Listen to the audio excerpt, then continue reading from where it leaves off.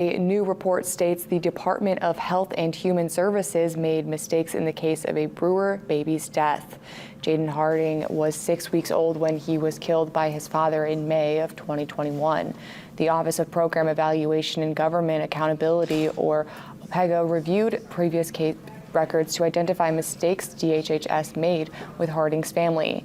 Jaden's father, 38-year-old Ronald Harding, was found guilty in March of 2021 of manslaughter.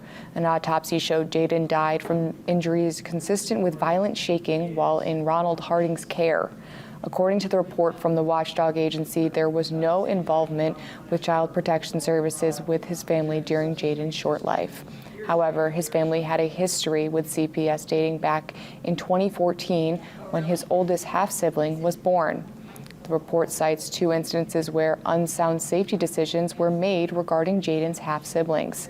The report does note it's unclear if those inactions taken prior to Jaden's birth would have altered the tragic outcome. DHHS responded to the report by saying, in part, "We are committed to utilizing these cases to learn and take every possible step to prevent future harm as well as improve the overall well-being of children and families."